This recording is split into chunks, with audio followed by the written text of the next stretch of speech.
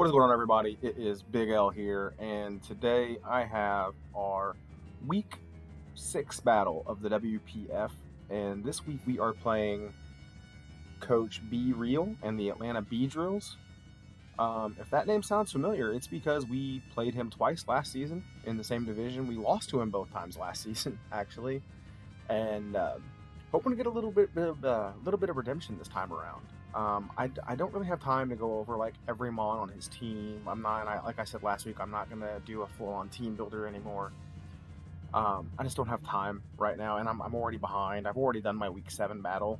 I was planning on doing a mid-season recap video like I did last season, but again, I haven't had time. But let's jump into what he brought. He brought Cinderace, Beware, Rillaboom, Milotic, Galvantula, and Tapu Lele. I was really surprised he didn't bring Mega Beedrill. I don't switch into that very well. Could have been a situation where he was hoping I over prepared for it, and so thought maybe he'd surprise me, and it did. It surprised me they didn't bring it. I didn't think Galvantula would come, even though webs do look pretty good against me. This week I brought a fully defensive Deoxys defense. I bought Melmetal. It's with Double Iron Bash, it's a standard set. I brought Superpower to help me hit Beware.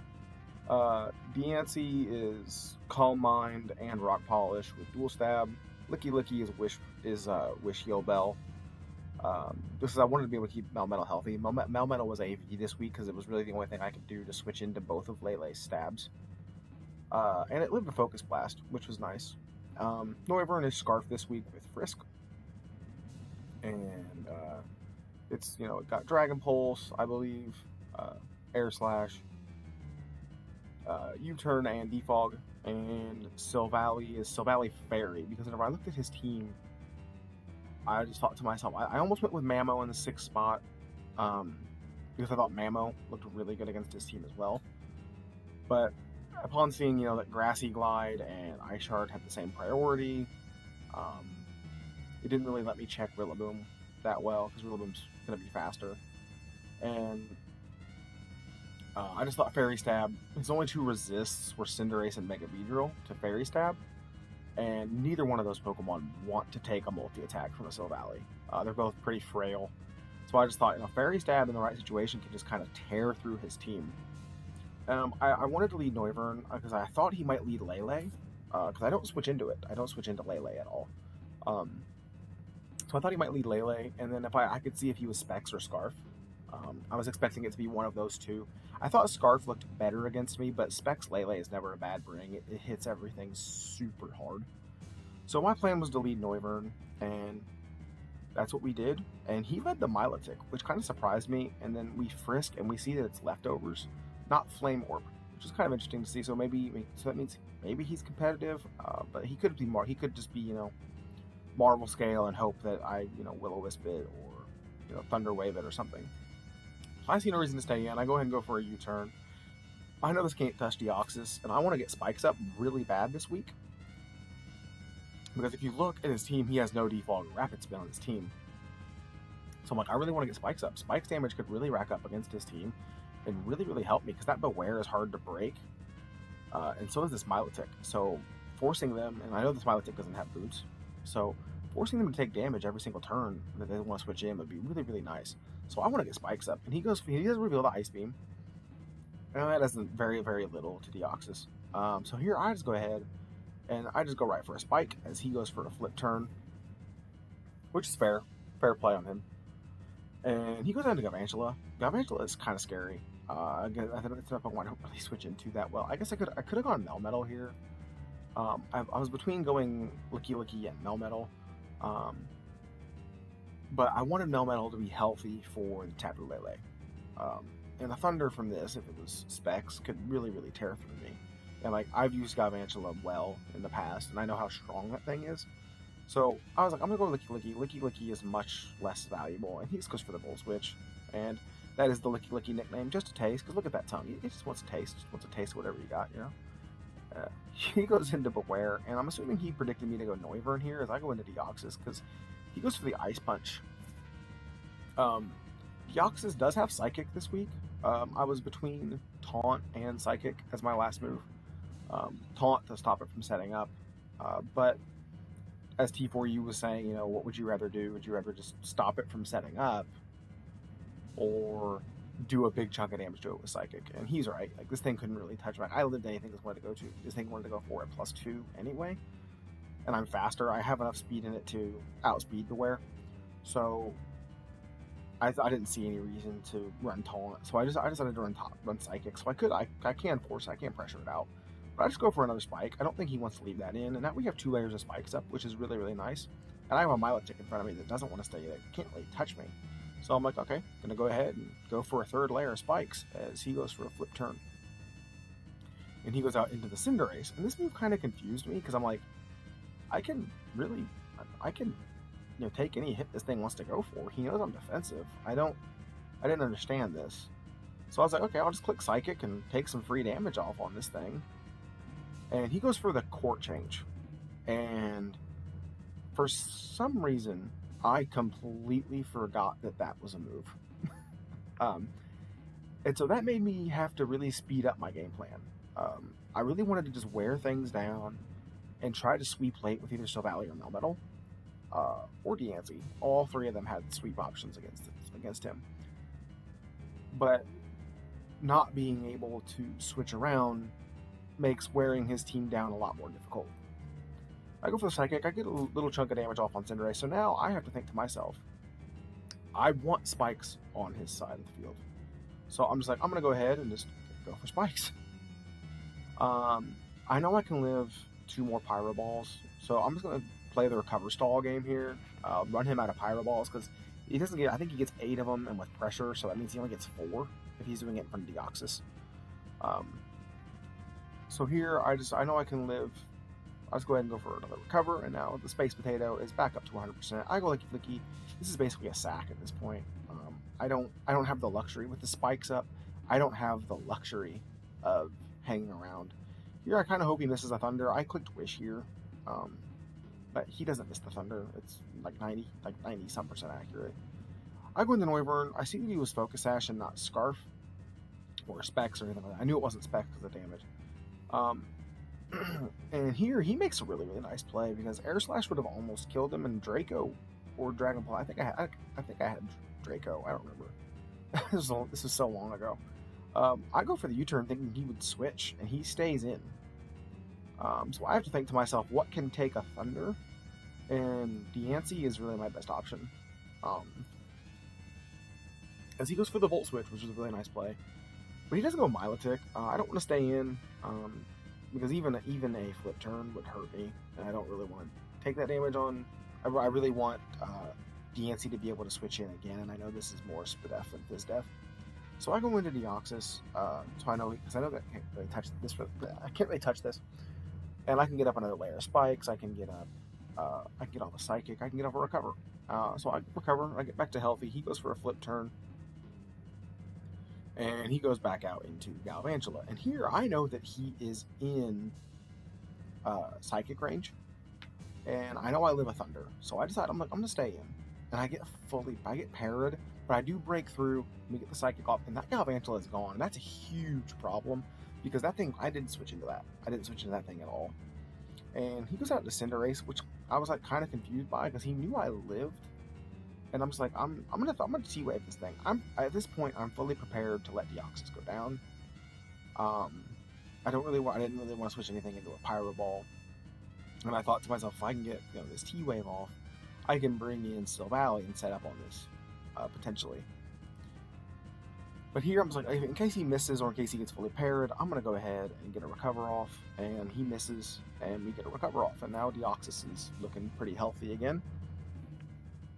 And I think it's time for me to get up some more spikes. As he goes out into Rillaboom, which I thought, again, was kind of a confusing play, but I get fully paralyzed, which is kind of a bummer. I wanted to see what this thing could go for.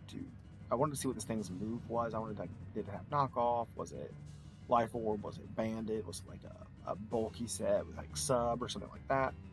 So I was like, I'm gonna go ahead and stay in. But he U-turns and gets a crit. This 68%. That tells me that Rillaboom is banded.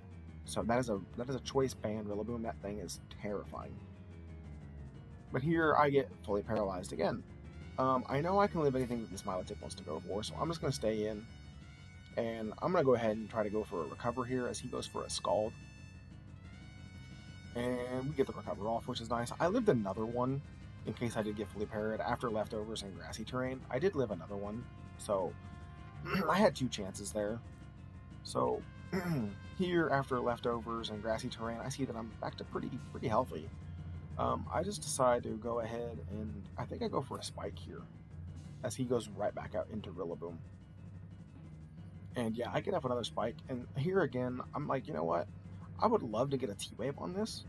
That way, if he does go for like a banded Grassy Glide or something, I can maybe get a Para. Because at this point, I'm thinking this must be his check to Silvally. If Silvally gets a Flame Charge off. Because if Silvally gets a Flame Charge off, if he's not Scarf, he has nothing that outspeeds. If he's not Scarf Lele, he has nothing that outspeeds that. So I'm thinking banded Grassy Glide must be his answer to Silvally at +1. So I'm thinking if I can get a T-Wave off on him, then that gives me a chance that he can't get the Grassy Glide off. So I want to see what he goes for. I'm assuming he goes for Knockoff, but he reveals the Darkest Lariat, which is a really big chunk of damage. But we break through and we get the T-Wave off, and he gets paralyzed. So, which is really big for us, potentially. It gives us a chance to sweep with Silvally. And here, I'm content to just let Deoxys go down. If he doesn't get fully parried, I went for recover there, just to try to wear this thing down. But now I know he is locked into Darkest Lariat, and it's time to go into Silvally. Because I know that Darkest Lariat's not going to do much to Silvally. I know that he's not going to just leave this in to die, because I know that banded Grassy Glide is his answer to a Silvally at +1. So I'm free to just click Swords Dance here. As he goes out into Milotic. Milotic, that's what confused me. I know he's not a Fizdef variant of this.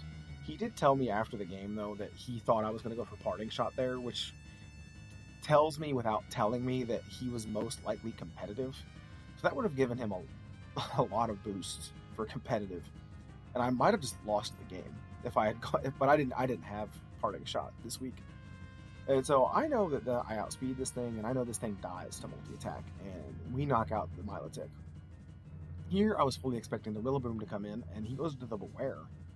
And here, I was fully prepared to just let Silvally kind of go down. I thought he would go for like a Poison Jab or an Iron Head or something like that. But I knew that multi-attack was a roll to KO.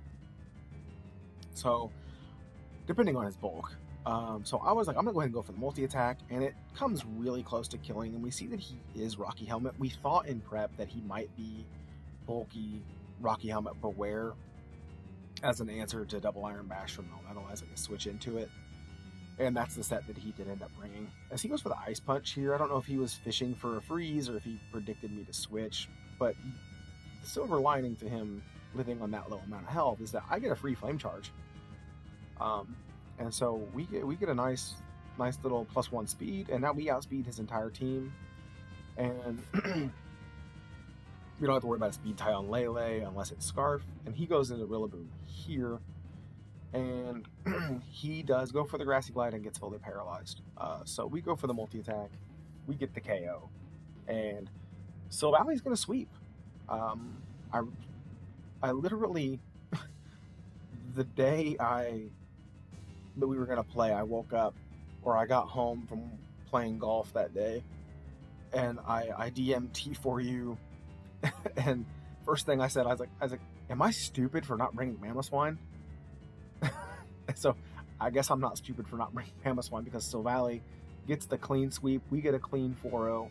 That is GG to B, and I was finally able to beat him. Got off the schneid against him. That guy had my number, and I was really scared. That court change really threw me for a loop. For whatever reason, I just completely forgot that move existed, and not having defog on Noivern and almost screwed me over. I was not prepared for hazards on my side of the field this week. But GG to B. We do move to 5-1 with a +18 differential, which is fantastic.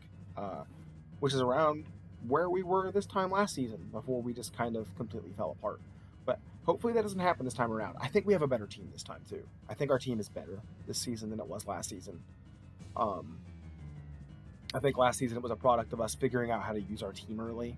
I think this season it's a product of not only that, but it's also a product of the team is just really good. I think this team is really, really good. I love Silvally so much. I could go on about Silvally. Silvally is the season's Sarina for me. Pokemon that I've never used that I just fall completely in love with. Big shout outs to T4U and TRT for helping me build for this battle. I know I'm way behind. I'm gonna try to get caught up this weekend. That's why I'm recording this at like 4:30 in the morning, because I'm up at 4:30 in the morning on a Saturday for whatever reason. Like I said, my week 7 battle has already happened. I might record that later this evening if I'm still awake. I'm doing a few things today, going to Indiana. But maybe if I get home early enough, get a nap, I might record and post the week 7 battle tonight too. So keep an eye out for that. If you liked, please like and subscribe. I'll leave a comment down below. And after week 7, I might do, since I missed the mid-season recap like I did last season, I may do a kind of 7/12 season through the 7 through the season recap after I post the Zelda battle. I'm not going to spoil anything if you don't know for whatever reason. So that'll be it for me today. Links to all the other content creators in the WPF will be in the description, as well as a link to the Discord. So if you're not from there and you found this, go check it out. It's a really chill group, really nice server, fun server. All the other content creators make really good content, so make sure you go check them out. And I will catch you guys next time. Have a good one.